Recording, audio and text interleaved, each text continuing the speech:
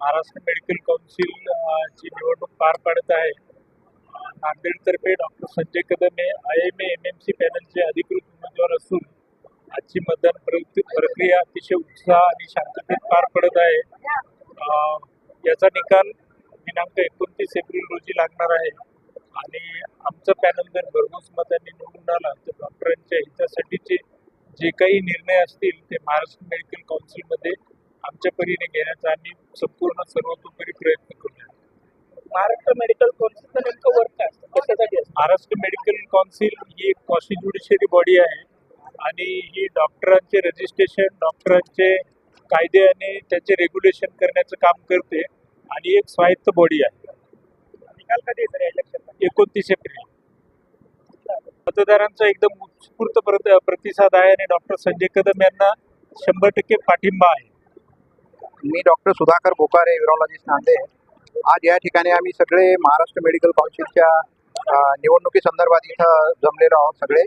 आणि निवडणुकीची प्रक्रिया ही अतिशय चांगल्या आणि उत्साहाच्या वातावरणामध्ये पार पडत आहे. आमचे जे उमेदवार आहेत नांदेडमधून डॉक्टर संजय कदम हे आहेत, ते आणि त्यांच्या संपूर्ण पॅनलला अतिशय उत्स्फूर्त प्रतिसाद नांदेड शहरातून मिळत आहे. मेडिकल काउन्सिलचा निवडून आल्यानंतर कालावधी किती असतो, काय काम? कालावधी हा 5 वर्षाचा असतो आणि वैद्यकीय व्यावसायिकांशी संबंधित सर्व निर्णय घेण्याची जे प्रक्रिया असतात, त्यांचं रजिस्ट्रेशन असेल, रिन्युअल असेल किंवा अजून काही त्या संबंधी फील्डच्या संबंधी जे काही कार्य असतं ते MMCच्या द्वारे केल्या जातं. डॉक्टरांचा जो संरक्षण कायदा आहे त्याच्यामध्ये ती मदत होते का? नातेवाईकांकडून अनेकदा अडचणी येतात.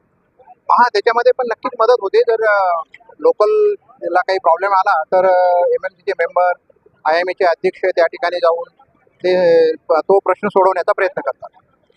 आज नांदेड जिल्ह्याच्या सिव्हिल हॉस्पिटल येथे महाराष्ट्र वैद्यकीय परिषद मुंबई या इथल्या उमेदवारांची निवडणूक आहे. सदर निवडणुकीमध्ये 9 उमेदवार आपल्याला निवडून द्यायचे आहेत.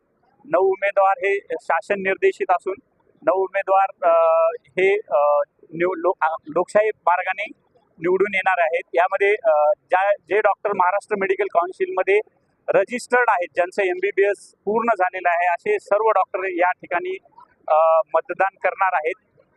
नांदेडमधून डॉक्टर संजय कदम सर, संचालक आधार हॉस्पिटल नांदेड, हे मुख्य निवडणूक प्रवर्तक म्हणून उभे आहेत आणि अतिशय खेळीमेळीच्या वातावरणामध्ये ही निवडणूक पार पडत आहे. आतापर्यंत जवळपास 1000 मताचा आकडा आपण पार केलेला आहे आणि आणखी मतदान 2 घंटे बाकी आहे 5 वाजेपर्यंत. तर ते आकडा आणखी 1500 पर्यंत जाण्याची शक्यता आहे.